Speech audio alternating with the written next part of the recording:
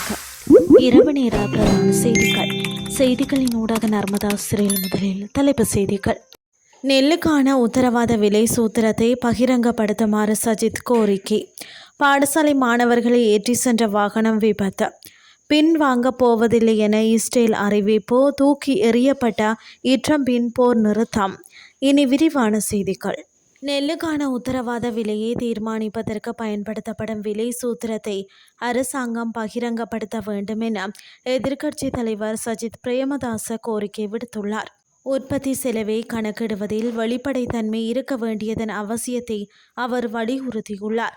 சுற்றாடல், விவசாயம் மற்றும் நிலைபேற்று தன்மை பற்றிய துறைசார் மேற்பார்வை குழுவில் உரையாற்றும் போதே எதிர்க்கட்சித் தலைவர் இதனை தெரிவித்துள்ளார்.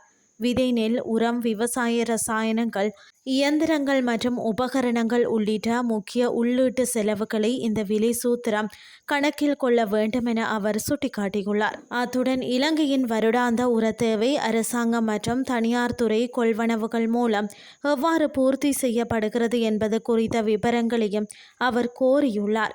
உலகளாவிய மோதல்கள் உர விலையில் ஏற்படுத்தும் தாக்கத்தை சுட்டிக்காட்டிய எதிர்க்கட்சி தலைவர் மத்திய கிழக்கில் ஏற்பட்ட மோதல்களுக்கு முன்னரும் பின்னருமான உர விலைகளை ஒப்பிட்டு பார்க்குமாறு கேட்டுக்கொண்டார்.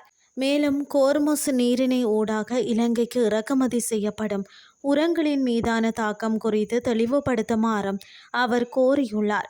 உர விநியோகத்தில் தட்டுப்பாடு இல்லை என அதிகாரிகள் தரப்பில் கூறப்பட்டாலும் விவசாய சேவை நிலையங்கள் மூலம் வழங்கப்படும் உரங்களுக்கும் தனியார் துறையினரின் உரங்களுக்கும் இடையே காணப்படும் பாரிய விலை வேறுபாடுகள் விவசாயிகளிடையே கவலை ஏற்படுத்தியுள்ளதாக அவர் குறிப்பிட்டுள்ளார்.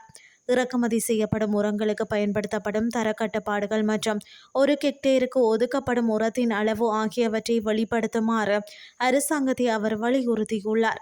விவசாயிகளின் கூற்றுப்படி தற்போது ஒரு ஹெக்டேருக்கு ஒதுக்கப்படும் 300 கிலோகிராம் உரம் போதுமானதாக இல்லை எனவும் அதனை 400 கிலோகிராமாக அதிகரிக்க வேண்டும் எனவும் அவர் தெரிவித்தார். அதேபோல் ஒரு ஹெக்டேருக்கு வழங்கப்படும் 50 கிலோகிராம் இயற்கை உரம் 150 கிலோகிராமாக அதிகரிக்கப்பட வேண்டும் என்றும் அவர் குறிப்பிட்டுள்ளார்.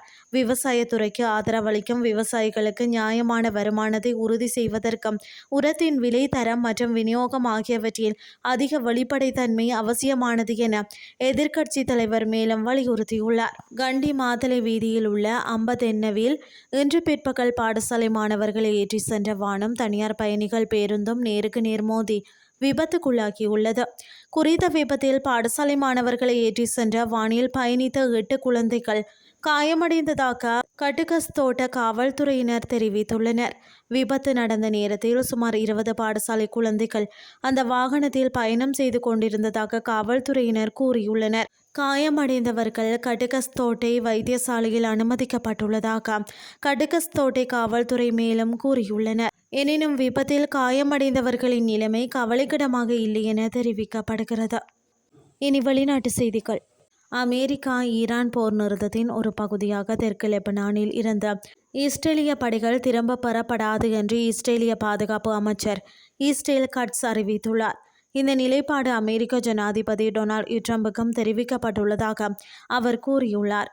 தற்போதுள்ள மற்றும் எதிர்பார்க்கப்படும் அழுத்தங்கள் இருந்த போதிலும் லெபனானில் இருந்து இஸ்ரேலிய பாதுகாப்பு படைகளை திரும்ப பெறுவதை இஸ்ரேல் எதிர்க்கிறது என்றும் கட்ஸ் ஒரு அறிக்கையில் தெரிவித்துள்ளார்.